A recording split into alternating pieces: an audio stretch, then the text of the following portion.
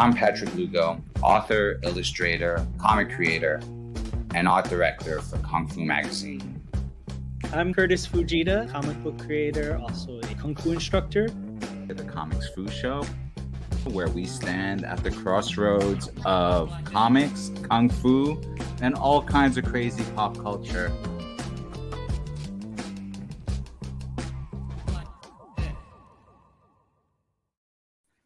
Hello. And we're back. We're back on the scene. Yes, welcome to the Comics Fu Show, Kurtis, where you're a co-host. Yes, I am, along with my co-host, Patrick Lugo. See, I have it down now. I know what you guys, look at that. I'm trying to point at you, and I always mess it up. Well, cool. Well, we don't need to introduce ourselves because we have that snazzy new intro, so we can just get right into it. So, how you been doing? Good. It's been a very stormy spring, as those of us who live in the Bay Area know. So on the one hand, huge amounts of rain, but glorious green grass everywhere, which hasn't been great for the allergies, but the dog loves it. So that's been pretty glorious. Oh, and making comics and sending them to people. There's that too. Yeah. So on that note, how's things going with the Tiger's Tail volume? Coloring proceeds apace. I'm so excited with some of the scenes I've been working on, but I can't share them because they would be too spoilerish. These are some of the epic moments that I think are gonna be like, wow, some folks. So I'm eager to share them, but I can't. Sure. However, I have sent out the digital editions to my backers of the digital version. I'm just about to send out my Hung Bao comic cards, which were my little single card comics, right? And they're gonna just fit in a nice little envelope like so. Comic, some stickers, a bunch of little swag. So those will go out to backers this week. Excellent. And then things will keep moving. Then from there, I'll send out volume 1 items, and then the volume 1 and 2 for the big finale. Well, the big finale will be the Wuxia Warriors at the very end, but that's in the summer. There's time yet for those folks to give me their details, right? Because I have to capture their likeness in a piece of kung fu art. Definitely. And I love the ones that you did before. I mean, they just were gorgeous. My favorite one there was one with a phoenix. I remember the one with the phoenix was probably my favorite, but that's great. Yeah, that was a special one, but I'll save that for a Wuxia Wednesday session where we can go dive deep into that, because I want to hear about where things are for Shadow Ghost. Sure. So things are coming along pretty nicely. It's one of those things where you kind of set the finish line and you're pretty sure you're there, and then the finish line kind of just keeps shifting, and so there's always there's just a billion little things, as you know, right? And I'm trying to commit to our backers, and I probably will in the next update. But for instance, this is a good example. So this, I had finished essentially doing all the books, getting ready to fulfill. So you know what? I'll go ahead and I'll just order a copy of each edition, just so I can make sure everything looks right, because it looked great in digital form, right? So I'll show you what we have here. So of course, they're sliding all over the place. It's like colors. So we have the standard edition here. You've seen it before, but here we go. Right? It's right there on my desk. Yeah. So this is the standard edition with my cover. Then we have the Dean Zachary cover, right here.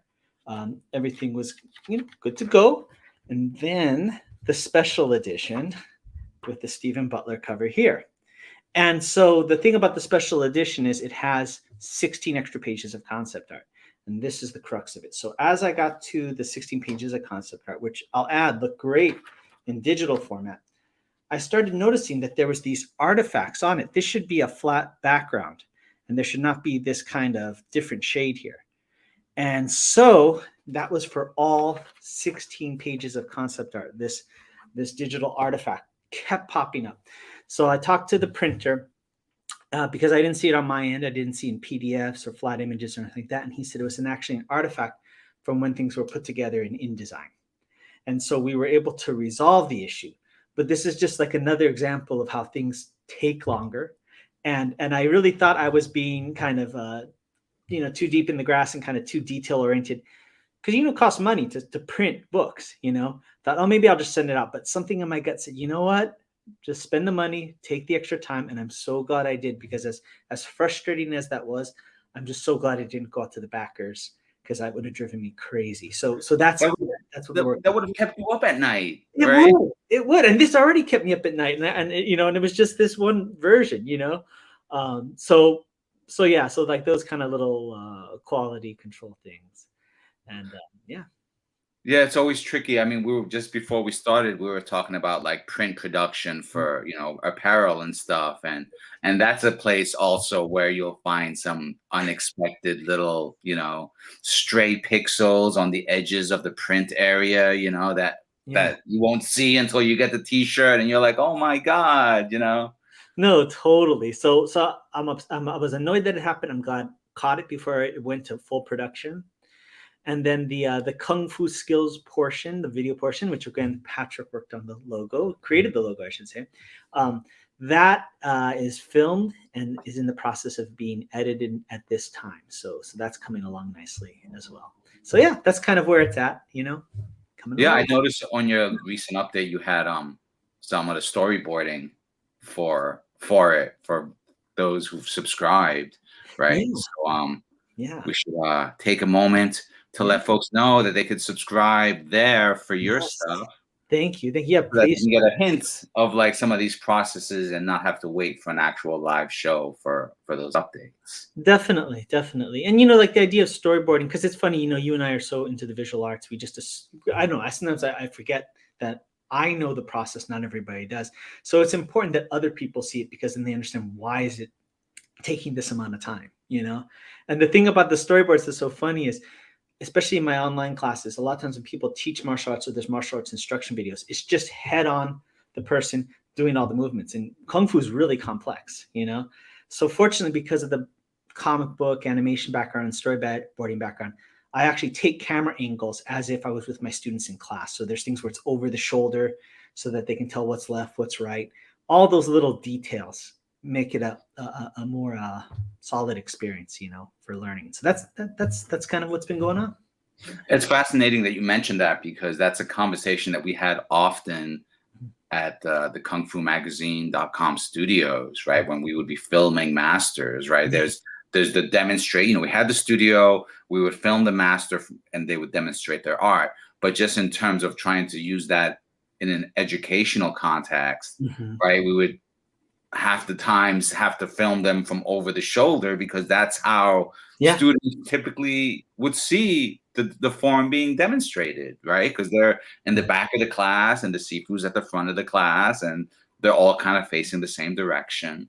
And so there'd be these times when we would have to debate between where, the shot should be over the shoulder, but it looks prettier face on. And, we want to show face for the master. And so there's this balancing act between, what's educational and what's aesthetic, I guess. No, totally. And that's like a huge storyboarding thing, right? It's like what is the essence of the story? Like I was talking to, we had our friends on the show, my friends, Tim DeVar, Michael Chang, William Yu. We had them all from, animation world. I was talking with them the other day, and they were talking about when people first do storyboard action sequences, because they worked on all the DC stuff like Batman, Justice League, all those things. And the young people will have, you have like 3 fights maybe in an episode or something. And the novice who gets the first act fight should be good, but it's like an appetizer. It shouldn't be the knockdown, drag out fight, the epic fight, So there will be a young person that wants to prove himself, or a new person, and they'll just throw everything in this beginning fight. And it's like, well, then what do we do for the last act, So they'll sometimes have to go as a director, go back and trim it and say like, no, I know this is cool. I have to take out this. And the novice will be upset, well, you took out this thing, it would have been cooler, and this. But in the context of the whole story, you can't go full drum solo or full guitar solo for the whole song, basically, is what it boils down to. Yeah. Interestingly enough, ever since we had that conversation with that crew, we've been basically watching an episode of Avatar: The Last Airbender, like every night, just like, let's just watch it from the beginning. And so we're like in season 4 at this point, somewhere right towards the end, and it's just like the epic fight. It's not even like the element bending anymore. It's just like some badass martial arts Yeah. happening right there and then. And so that's been a lot of fun. You know, I've seen them before, but the Miss is seeing these for the first time. Oh, that's So great. it's kind of like, where has this been all her life? She keeps well. Yeah, yeah. I just had lunch with Tim and William. William's the art director for the new Avatar things. I don't even know the full details if it's. I know they're doing film and TV. I don't know any more of that. And he is super tight-lipped and I'm very respectful, so I don't ask him. But he is working his tail off. I know that, and every now and then he'll just say something. It's never anything specific because of course NDA. You know, there's NDA, and then in the industry we call it the friend DA. Friend DA is like you can say a couple things, but he is super tight-lipped. I don't blame him for it. But from at least as what I know is how hard he's working on it. I'm sure it's going to be amazing. So that should be pretty cool. Yeah. Yeah. But let's get off that subject before we get anyone in trouble, right? Yeah, exactly. Let's really quickly go back to Shadow Ghost and mention that we've got a little video thing that we're going to share towards the end of the show to kind of loop back around all of our little Shadow Ghost processes. But we're really here for the Wondercon report, right? Wondercon report. Okay. The Wondercon report. So I this will be a multimedia presentation. So let's go over. I'll give a little intro, and then I have some photos, and I have some swag that I got back. So let's just talk about WonderCon in general. WonderCon, you know, previously in the Bay Area, right? I used to go to them regularly when they were right down the road in Oakland. Nice. Thanks to my Kung Fu magazine credentials, I could show up as a pro, get in for free, bring a +1. That's great. And then, you know, then they moved to San Francisco, but that's where I got to meet some actual famous people, because we'd go in and we'd interview certain movie stars and movie directors, once again under the Kung Fu magazine banner. You know, we tabled once in a while, but yeah, it oh man, it hurt my heart when it left San Francisco. Yeah, and I thought it was supposed to be temporary originally, but it looks like it's permanent now. You know, it's mainly in Anaheim, right across the street from Disneyland, pretty much. Yeah. Which is a boon for you, because it's a much shorter drive now than it would have been trying to get to San Francisco. Oh yeah, totally. And I'll be honest, I love San Diego Con, but WonderCon is probably my favorite in a lot of ways because there's a lot of cool stuff, but it's not as crazy as San Diego Con. You know, it's really a nice convention. So my wife and I, you know, when COVID hit, we haven't been, you know, really out much, and so this was like one of the first times that we started kind of coming out. Combination of COVID stuff and just trying to get the comic book done, you know. But it was nice. It wasn't as big as it was in the past. There was zero big name studios or comic book companies on the floor at all. Zero, which shocked me, you know. So that was a big surprise. And I don't know if maybe that's just a sign of the time, sign of the economy, but that was pretty surprising to me. I think in the main hall where they have the big, you know, companies will come in and give presentations. You know, I saw Ridley Scott do one for Prometheus years ago. So I usually expect pretty big things. There really wasn't anything big there. There was just maybe the biggest thing they had was maybe like one TV, the Fear the Walking Dead TV show cast was there for a panel. And maybe there was one movie, but that was it. It was really, really mellow this year. So that was a surprise, you know. But the floor was packed, you know, full of fun stuff, people and things like that. So I'll show you some of the cool stuff that I got. This is a piece of swag from, and you'll see in the photos, my old he was my colleague. He was almost like my boss, but one of the heads of Malibu Comics, a couple of them, Dave Olbrich and Tom Mason. They have a show called Geek View Tavern podcast. Really good show. So I recommend everybody checks it out. He was giving us some cool swag. I got this Geek View Tavern coaster, which is pretty on brand, right? Oh, nice. Yeah, so that was nice. And I got that. And I actually had like a soda can insulator kind of thing too. So that was neat. And got to visit our friends at Machine Comics, who were on the show for Tribal Force, right? Yes. Fine creators of Tribal Force. Definitely. So I stopped by their booth, got to meet Gene Jimenez in person, and then went ahead and picked up this copy of theirs called Downtown, which is pretty cool. Look at that, signed. Isn't that cool? Signed by the whole crew. Awesome. Yeah. Like I said, I have the download of that, but nothing beats the hard copy. And incidentally, for any of our friends who also supported Tribal Force, I just got a notification today Oh, really? that copies are being shipped. Nice. Right.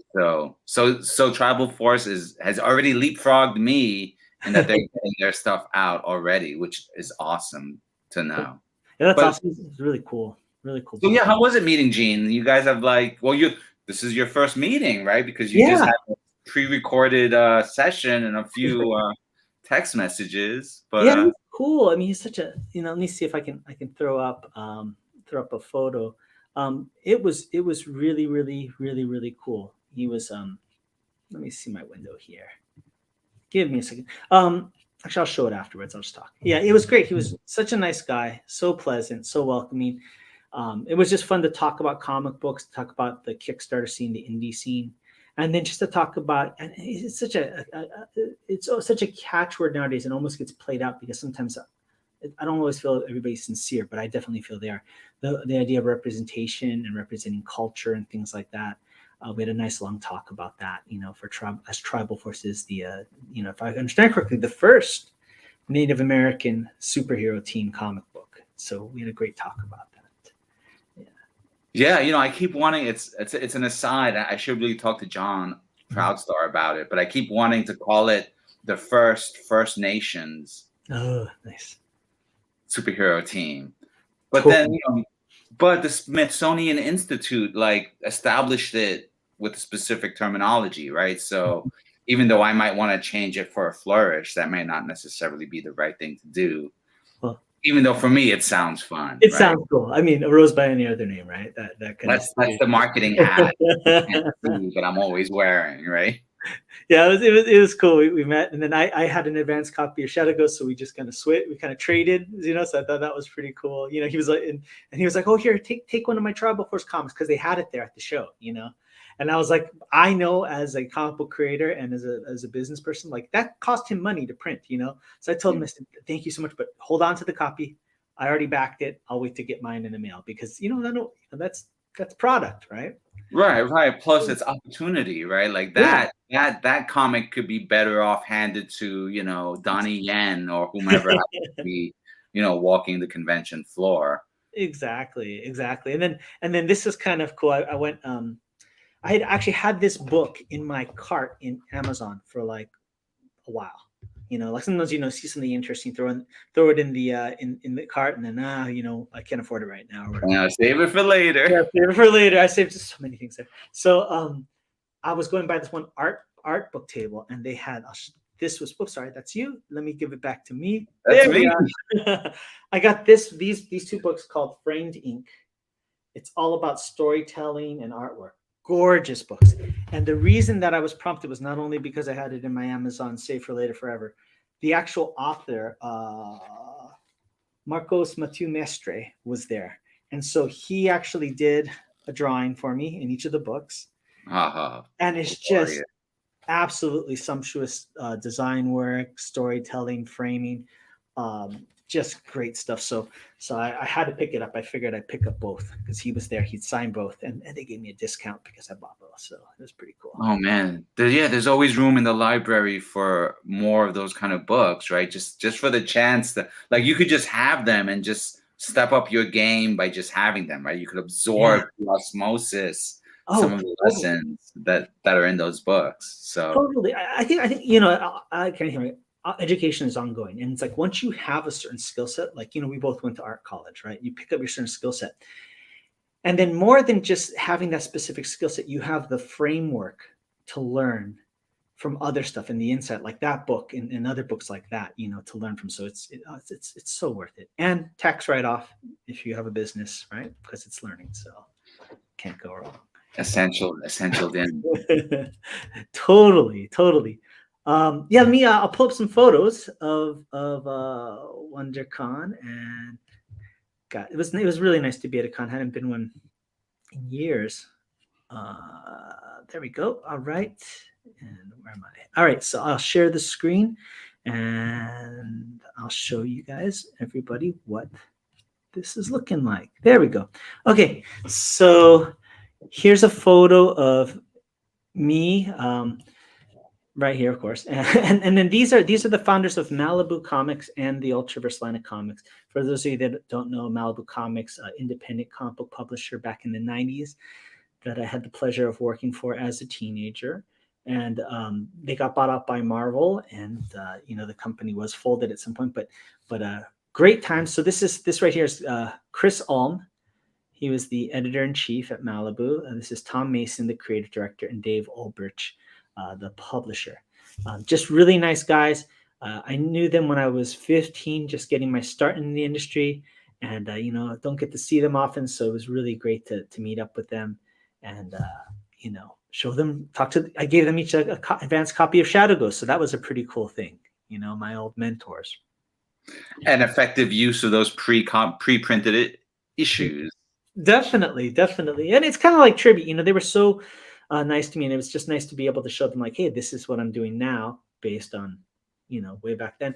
And there was a panel for the Ultraverse line of comic books for people that worked on it. So I was actually on my first panel. I should have brought it out. I have my own little name tag with the Comic-Con Wondercon logo, which I've been dying to get.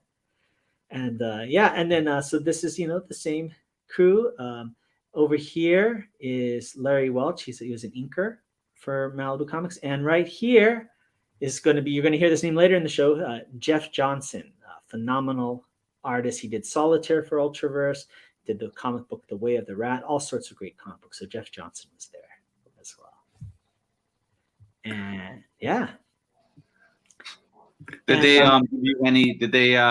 give you any guff for our recent Ultraverse expose? You know what? I thought they would, but they didn't say anything. I was like, okay, I was like, well, yeah. I think, but the nice thing was, everybody congratulated me on Shadow Ghost, which was really nice, and because I worked there at a young age, and I was on site in the office, it was like I learned from so many of the different departments and people, and that totally informed the production of Shadow Ghost. So it was kind of coming full circle, And then we took a lot of pictures. My wife and I went there. We took some pictures on the floor. I just always love taking photos of all the products, because I know I can't and shouldn't buy all of them, but I can take a cool photo, right? Oh, indeed. So Bandai had some great stuff there. This is from the Demon Slayer manga and anime series, also known as Kimetsu no Yaiba. And this was one of my favorite products they had there. They had all the figures, but they had this kind of vignette backdrop, which was just so cool for the different characters. It's literally a mantelpiece, something that you put up. Totally, kind of that, almost like that Alphonse Mucha kind of thing, where you have that really kind of graphic background, So that was great. And then they do such a great job at Bandai. They do cool stuff like this, where they kind of like have these translucent energy trails, with all the weaponry and stuff. Great stuff. And this one too. And then again, this was at with the Malibu crew. They had Squid Games. I love they had these chibi Squid Game, worker drone figures.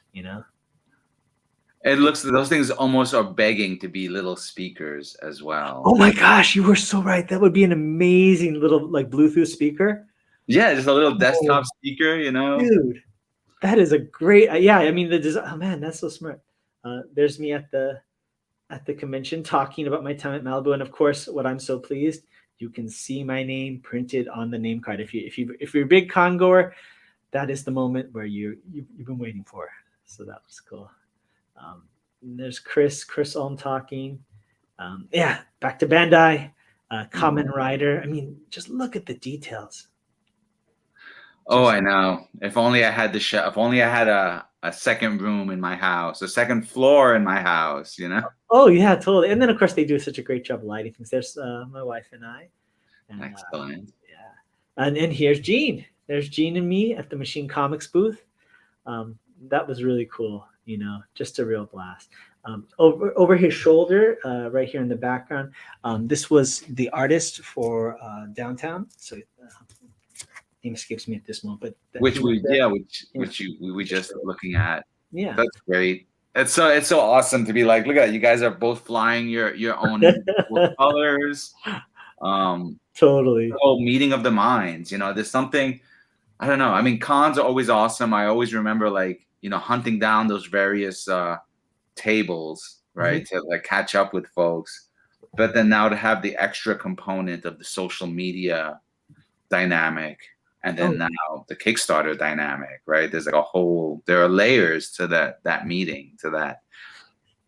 definitely. And Gina and I were talking about this idea that it's like you get to a certain point in time where you bet on yourself, and I think that's really like the whole thing of being an independent creator. Is kind of like, you may, whether you have a hard time getting help or there's help that you figure you can do it on your own or whatever. There's a moment where you just go, you know what, I can do this on my own. I bet on myself, and that's so empowering as a creator, right? That you can get your vision out there. Now with technology and distribution and crowdfunding, I mean, there really is no excuse. If you want to get it out there, you can get it out there in some shape or form. So Agreed. yeah, so that was cool. And then of course, back to Bandai. Just love the detail of these Gundams. But I mean, you look at that price tag, 166. Little steep for me, and Dragon Ball, they had a life-size Gohan, which is great. Ultraman, can't go wrong with Ultraman, right? Right. Any size Ultraman is a lifestyle. Exactly. It's such an iconic design. I mean, just great, I mean, these are the things that we talk about: great character design, great silhouette, 2 to 3 colors, color scheme, Yeah. Oh yeah. Here's me and Chris Ulm. I told the story before. I chased after Chris Ulm's car in the parking lot of Malibu Comics, and he hired me on the spot when I wanted to get into the industry. So it's just it's so fun to see him now. Again, Demon Slayer. I love this one from Dragon Ball. He's starting to slice him in half, and I love that detail. I mean, they totally get it. Just It's just toy technology has gotten so excellent. Oh, it's unbelievable. And then one more Squid Game again. Just great. I love how they got the look and the expressions down, just priceless stuff. So yeah, that was that thus concludes my my WonderCon report. That's awesome. Any announcements? I mean, back in the day, you can go to these things and you'd get to see the trailer for the next movie that's coming out. Or you'd get the inside scoop on what Marvel's releasing on a given year. Yeah. Is that the case anymore? Did you catch any of those tidbits? The only thing they had that was like a world premiere was the Saint Seiya Zodiac fighters, like Zodiac warriors. Like, it's a Japanese, long-standing Japanese shonen manga and anime. And they had the live action crew there doing like a promotion. And I think they reviewed some footage. They showed some footage. But that was it. I was really surprised. It really, and again, this is my first con post-pandemic, really, really more subdued. In a way, it was disappointing because I love the big flash of things, and my wife is kind of more in it for the pop culture part. On another side, what was so cool is the fan community was out there. Tons of cosplay, tons of vendors. And it's like, it kind of brought back home where it all started, which was the fans. I mean, you and I are of the age in the background where we would go to these conventions and it was 99% the fandom, that was sustaining it, creating the content, creating the materials, doing everything. And it felt like a renaissance of that. Whereas the kind of, I hate to say it, but kind of bloated pop culture, aspect and, big studios weren't there. And I enjoy that. But I think it was very nice to know that regardless of whether it gets input from big corporations or finance from big corporations, the fans will be out there supporting the community, and that's what's important, Yeah, I mean, it's interesting, like, because we hear a lot of like the classic example, San Diego Comic-Con is not for comics anymore, right? Yeah. It's for everything, but and then you have stuff like Emerald City Comic-Con, MICE, SPX, like the small, focused on comics conventions. And then like WonderCon seems to be kind of in between, right? It was very strong comics roots. It went to Anaheim specifically for the movie like appeal, and because like movies, right? It coincided with the whole surge of superhero and comic book movies. But it seems to be kind of like from what I'm hearing from you, it's like an in between space. It's like Mhm. it's almost like the ultimate swap meet in a way. Totally, totally. Yeah, I think you hit the nail on the head. Comic conventions originally felt more like swap meets, and they became more trade shows. And now Mm. we're kind of getting back to a little bit of that balance. My wife and I plan on going to San Diego Comic Con this year, and it'll be interesting to see the shift. Um, because it's I mean, it's all about money, right? So when the money is good and it makes sense for studios to come there and spend the money, they'll spend the money. But they're not there for any altruistic reason at all, right? It's pure business, it's pure money. Whether the money's in it or not, the fandom exists. And you can almost gauge the industry, right? Based on who's at attendance, Yeah, yeah, so true. I mean, it's just yeah.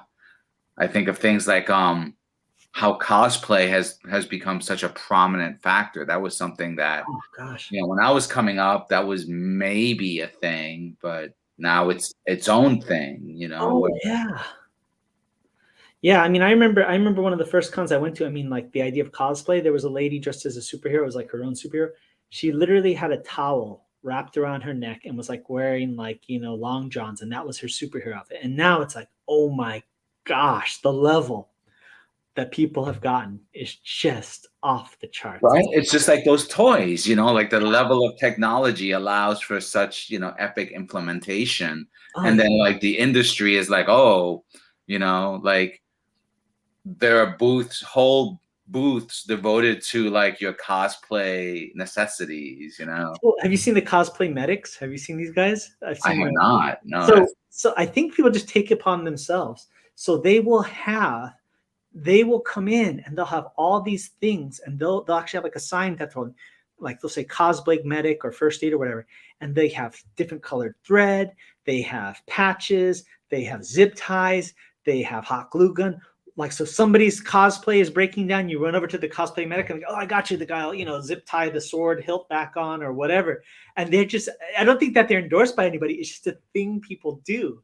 And it's so cool. I saw a guy walking around with cosplay medic kind of gear. oh, So that's awesome. It's a yeah, yeah, valuable service. yeah, yeah. So it's pretty. It was just like Dungeons and Dragons. It's like, where's the cleric? Where's the cleric? Like, oh, there he is. So Yeah, yeah. Well, back in our day, we would roll up a character that was the cleric that we all collectively played. oh my god, We could all still play the character. I different want to be my characters. badass fighter. He wants to be his badass magician. So we'll just have Barry the cleric that we just own collectively, just so that That's there's awesome. You had your own NPC. yeah, yeah. That's the thing. That's smart. That's so smart. That is so smart. Well, yeah, we specialize in what I guess you'd call like the Monty Hall dungeons. Yeah. So Oh, very everything was just always ramped up to 11. oh, that's awesome. That is too cool. Great stuff. Well, yeah, that was kind of WonderCon. I did have another event I went to this weekend. If you're interested, I'll tell you about it. I am. That's in fact. Let's just for a slight Yeah, change in sure. the vibe. Let's Nice. I like that. proceed. I like that. It's almost like we're going upside down. Um, so my wife and I went to we love going to San Diego Comic Con. We love the big experiences that the studios do. And they had this event in the city of Montebello, which is here in Southern California. They had the Stranger Things experience. We had gone to one during May, peak pandemic, and it was a drive-through event, right? And I took my wife to it, and it was really cool. You drive through this whole structure, and there's different vignettes of the story and special effects and all this stuff. And the best part is it was on Skid Row, So I took my wife as a surprise. I said, I'm taking you somewhere for a surprise. And she was like, when it was a steak dinner. And then we're driving like at dusk into Skid Row. And she was like, what are you doing? And then we got to the Stranger Things experience, and it was cool, So yeah. But this was the new version. This was a walkthrough, kind of like a haunted house kind of situation. So I'll share with you. We took some photos. They didn't allow us to take photos of a lot of the main event, surprisingly, but after we were there, I understood why. Let me just go ahead and open that window just a minute. But yeah, it was really cool. It was the final day. and we decided to go there. So there we go. Share screen, and one more minute. Technical difficulties. Yeah. All right. Minor lags.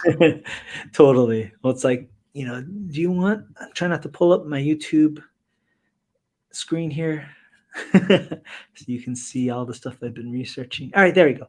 So we went in the middle of the day. This was outside, the outside part. They had a lot of the props and the actual vehicles. Do you watch Stranger Things, Patrick? I've fallen behind. In all honesty, I've watched the first few seasons religiously, and then kind of became sporadic. I'm one of those drop off viewers on Netflix. There's not many things that I'll stick to the end with, but That's okay. That's the joy of Netflix. It's like non-committal. if you can't get through it in that first night, the chances of finishing the series diminishes significantly. There you go.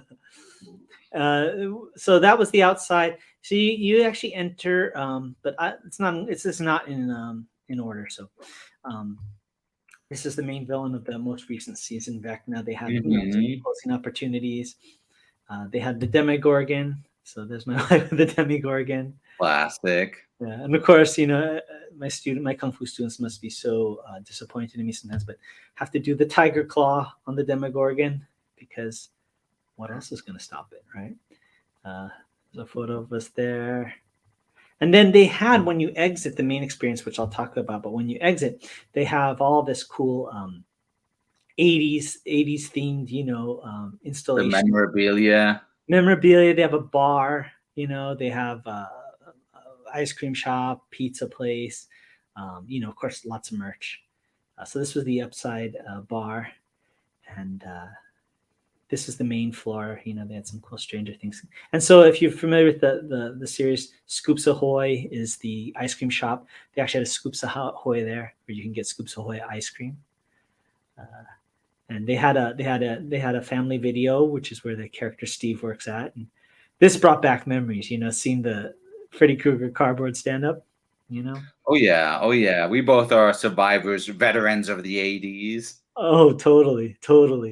Yeah, so that was kind of neat. They had a bunch of VHS cassettes there, and I thought it was for sale, and I went over and they weren't. I mean, I don't know why I thought they'd be selling it, but that was cool. You'd have to buy the player as well. Yeah, totally. And they had like neat little things. There's a phone booth, but inside the phone booth, they have like, different, things that kind of relate to the series and the world that the characters inhabit. The funny thing was I could have sworn like Esprit sponsored this thing. They had Esprit everywhere. And I don't even know if Esprit still exists, but you remember that was the thing back in the day, right? I mean, what's so ironic is that I remember the 80s, Yeah. and we were all so desperate to leave the 80s, and yet it hasn't died. It's come back to haunt us, Yeah, and the funny thing too is it's like what we're looking at here. A fair amount of this probably was created by somebody who never lived in the 80s. And what it reminds me of is being in the 80s, 90s and seeing like this resurgence of 1950s diners and places like that, So it's kind of like it's like a weird fever dream. It's like, this alternate reality of the 80s, Right. Or it's like those also popular in the 80s when they did those clay reconstructions of like here's a Cro-Magnon skull, and we're gonna use science phrenology to like recreate what the face would look like based on the skull. Totally. Yeah. And there's some movies that I see now where they talk about the 80s and they're actually talking about the 90s, and like because whoever wrote it or directed it has no idea of the difference, Yeah. Margaret Thatcher went raving or something. Yeah, exactly. So there's just some details. I always love these things. I love like the kind of immersive experience stuff where there's all these little details and callbacks. There's the the fun of there's the Vecna character. It was kind of cool, pretty well sculpted. Yeah. Demogorgon. And then this was the bar. We got into the bar. My wife has an Amex, and the cool thing was if you have an Amex card, you get a free drink. So we went to the bar and got a free drink. Yeah, so it's pretty cool. And I love the 1980s like lightning bolt, kind of metal, like Oh stuff. yeah. They had some of the props from the show. There was Eleven's outfit from one of the episodes. And there's the drinks. So I forget what her drink was. It was like a, grenadine something. My drink was called the Upside Down. I do not drink a lot, and I haven't drank in a long time. I haven't drank hard liquor in a long time. This thing was strong. I mean, as soon as he gave it to my wife, he goes, "Oh, that one?" He goes, "It's strong." And I could only get like halfway through it, and I was spinning. So I normally don't do this, but I couldn't finish it. I just said, I'm not going to make the ride home, so I went ahead and handed it back after I was halfway through. It's like bourbon and I don't know, all tons of stuff. So you stopped that sideways rather than the full upside down. Exactly. There she is. It's cool. And then on the outside again, there was the Hawkins police. Yeah. They had a Camaro, and it was funny because it just had Esprit merchandise and bags and stuff all over the place, which I thought was funny. And then there was the outside of it, like there, nice mural. Oh yeah. And then here, but the actual experience was, which we couldn't take photos of, was super impressive. So you walk in, and it's almost like the whole guise is that you're going into the testing center where sleep tests are conducted, essentially to kind of figure out who's psychic or not. And as you go through it, you go through a psychic test where you're in a room that's just like the show, and you have to go ahead and do these different tests by solving puzzles. And then there's a scientist there, and eventually by doing these tests, he determines that all the people in the room, there's about 30 of us, are going to be divided into 3 groups. So group A, group B, group C. One group is considered the ones that are intuitive psychics. The other ones are like powerful psychics and whatever. And each of you are given a gesture that you're supposed to do at a certain time. So we were in the intuitive psychic group. So whenever we're called upon, we have the professor actually put our hands on our foreheads and we're supposed to bear down. But they had some great effects. So for instance, like when people are doing things, the scientist is testing, they had a soda can on the table, and it's probably magnets. The soda can slid over, and then one of the other soda cans just crushed on its own. And then when it got to us, he was talking about how his fear is that he's scared of spiders, and he wanted us to use our intuitive power. So we started focusing in the vents. All these spiders started coming out. And the way they did it was pretty cool. They basically just had a projector with animated, spiders, and they just aimed it there. So it looked like it was crawling out and swarming back in, Uh-huh. So that was cool. And then eventually it goes to another room, and there's a part where you get trapped in a room in the lab where all the Demogorgon dogs are attacking the people outside. And essentially you're in this room where it's like all frosted glass, right? Like a control room. So you can see the silhouettes. It's obviously TVs, silhouettes of these figures running past, and then the Demogorgons getting them and smashing them up against the wall and eating them.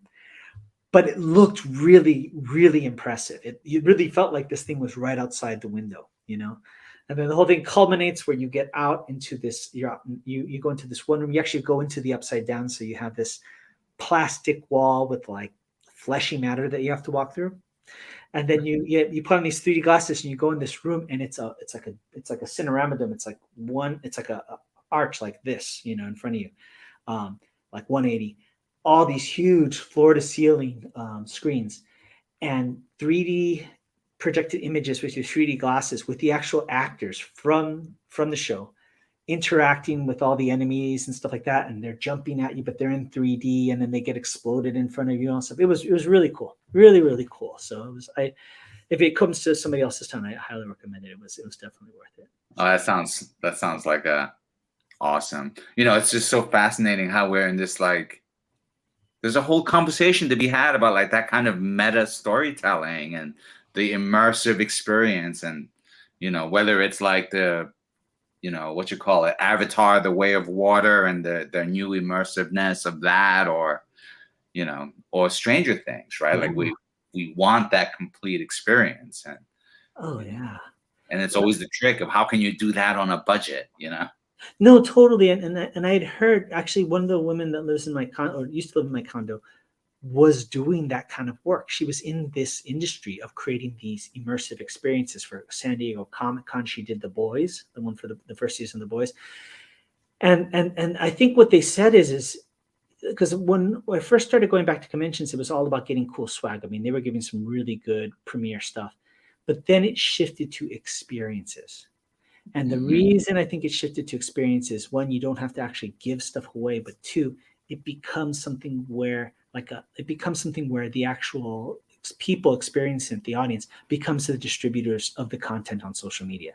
So if you can create an experience where somebody takes a selfie or does this and that, now you're using them to flood out to a wider audience, right? So I think but I love that stuff. I think it's great. I love the artistry of it, you know? Late stage capitalism raises its head again, right? Exactly. Selling vaporware. Exactly. You know, I was going to try and do something. You know how it is. Great ideas, and then it costs money. But I was thinking for Shadow Ghost, I was going to actually put like a flyer for the Kung Fu school in it, and then I was going to go ahead and get like a Google Voice phone number and like record a message, like it's the Sifu saying if you want to sign up for classes XYZ, and then put that inside. Have that printed out, and then if somebody on the off chance would call that number, it'd be like, oh my gosh, I'm interacting with it, but Well, I mean, you should definitely do that, but why stop there? Because I yeah, was thinking like an official Shadow Ghost tour of Chinatown, yeah. with a staged, mugging or something like that. With a staged rescue by the titular character himself, right? Exactly. Why not? Why not?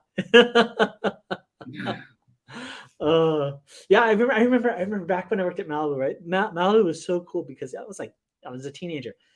But because it was a smaller company and I had started when it was really small, I could talk to anybody. I mean, I could talk to the president of the company and they would talk to me. It was never like anybody was like, hey, kid, get out of here, right? So Malibu had this really cool villain designed by Howard Chaykin, right? For the Ultraverse system was Rafferty. And it was a great idea. Rafferty was a serial killer and his target were superheroes, were superpowered. So you just have, it was like a very interesting thing. Instead of Thanos coming in and trying to destroy the world, you literally just have this psychopath come into the comic books as a crossover and is picking off people in every book one at a time. Like, who's he going to kill next? Who's he going to kill next? So I had this idea. I told Roland, man, who, Silverline now, right? I told Roland, I said, hey, what if we go to a con and we introduce like a new superhero, right? And then we hire somebody dressed as Rafferty and just kill him in front of everybody at the con. And yeah, that's a good idea. Talk to the creative director. So I just walk over to the creative director, Tom Mason, and started telling him that, and at the time, the only costume that we had was the character named Mantra, which was a very voluptuous woman. He said, Kurtis, we can't have, I won't word it the way he worded it. He said, Kurtis, if we have that, the only other costume we have is Mantra. And he said, if he tries to do that to her, there might be a wardrobe malfunction. So I said, okay. Right. Plus, you wouldn't want to be refrigerating that particular character either, right? No, totally. So I said, okay. But yeah. But No, I love it because you could just see it. Like issue 1 would be Death of Superhero, yeah. right there. Like, Oh, totally. one issue and he's already dead. Well, they did one thing. I don't know if I told you this. I thought was fascinating, and Robert Kirkman of The Walking Dead did it to finish off his series. We have somebody here. Hey, how's it going? Barney, welcome to the show. Glad to see you. Well, hello.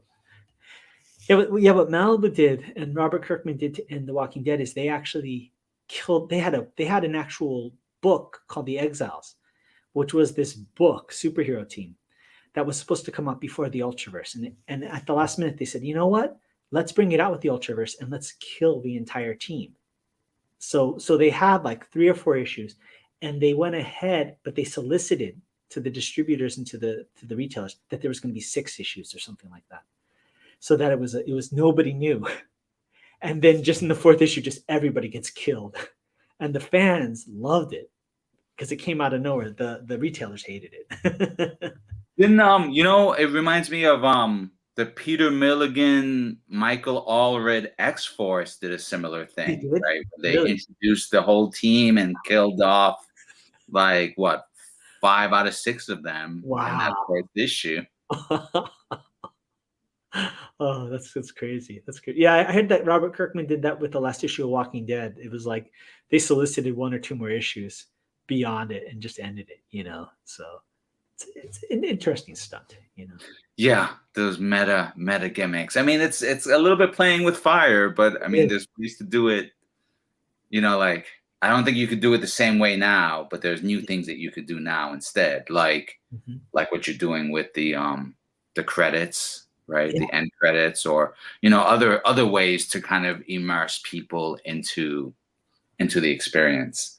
Totally, definitely. I think that's, you know, what I like, and I don't know how you feel about it. What I like about, you know, whether it's my own comic book or having my own online martial arts school, because it's just me, I can pivot at any time, and that's the fun part. It's like there's no sit down meeting where we have to discuss with the committee. It's like, hey, I think this is a good idea.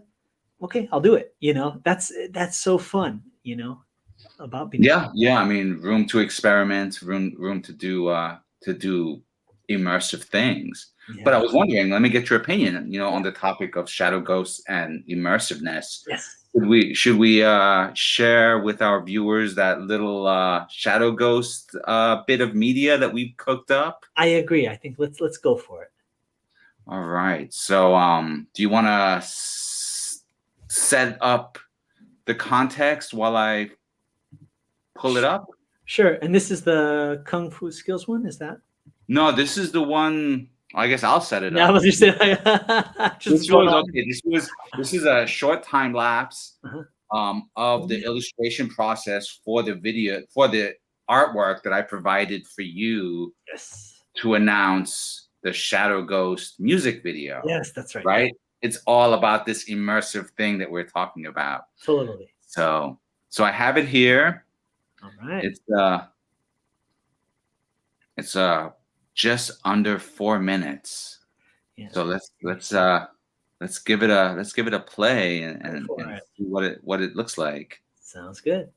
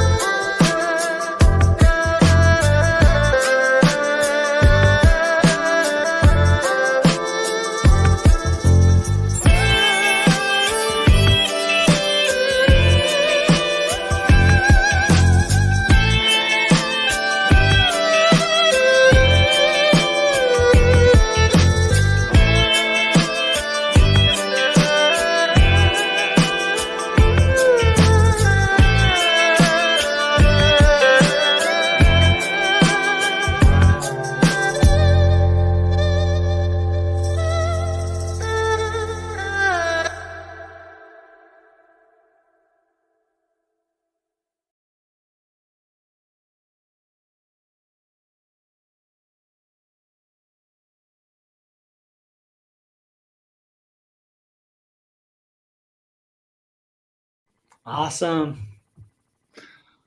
Yeah, so I think my technique has improved significantly since I created that piece. Just looking at it and kind of narrating in my head like what I was doing at the time, importing some layers of like atmosphere and then, masking and then like the color layers.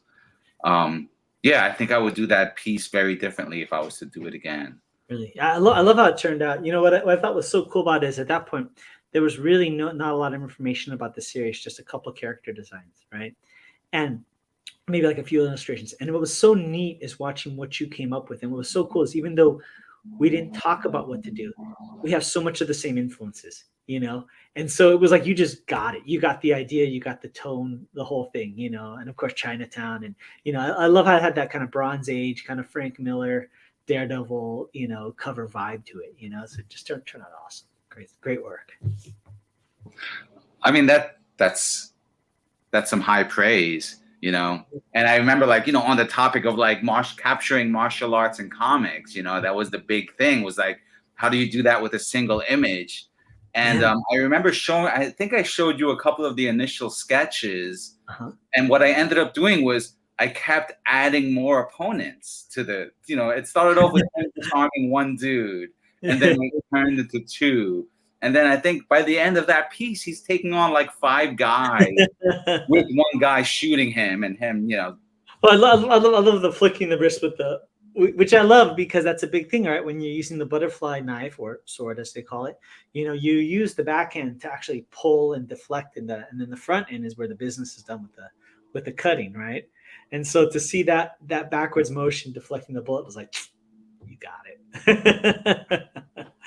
Definitely great stuff, Yeah. Well, that was a fun one. And I think it also sets up our next subject, right? Because we're talking here about fight choreography and martial arts and comics. So, yes, it's almost as though we planned this whole thing out, right? Thematically. yes. And I just got a text message from this individual saying, I was asking if they'll be on our show coming up. We'll give the date in just a second. He said, absolutely. He says he's going to get us his picture and bio today and wants to know if we want any additional art. I'll respond to him after the show. So I think without further ado, I'll give it to you, Patrick. Feel free to introduce. Well, you know what? I think you should do the voiceover while I set up the graphics. Okay. Sounds good. Thing. So sure. Starting with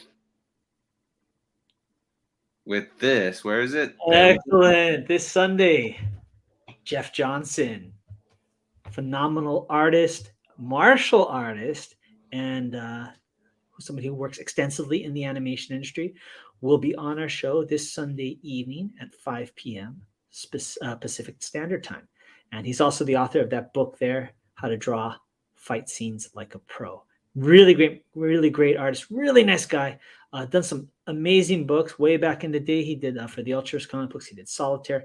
He's also done quite a bit for the big two, Marvel and DC, and also did a really cool series called Way of the Rat by CrossGen with Chuck Dixon as the writer. So, his pedigree speaks for itself.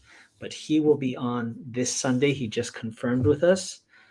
And on that note, we will go ahead and say it will be on. So please swing by. So that's Sunday, 5 p.m. Pacific. Definitely.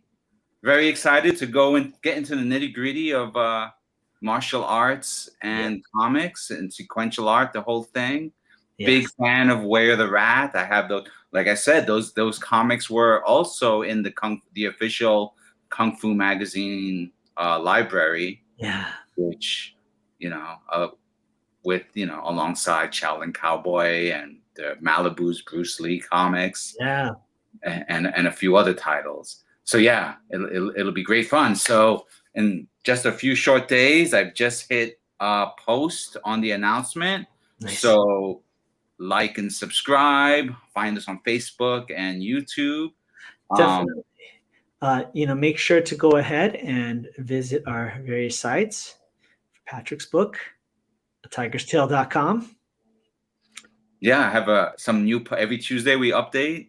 Mhm. And if we're not updating Tiger's Tail, we're updating Plugo Arts. Exactly. So make sure We, to as in me, right? I always say we because it sounds better. Like, oh, the team over at theshadowghost.com. Make sure to keep checking us out. We got a really cool merch store. You can get this official Shadow Ghost shirt, and also if you're interested in taking online kung fu classes with yours truly, you can go to tigercrane.net. So I think that about does us. What do you think?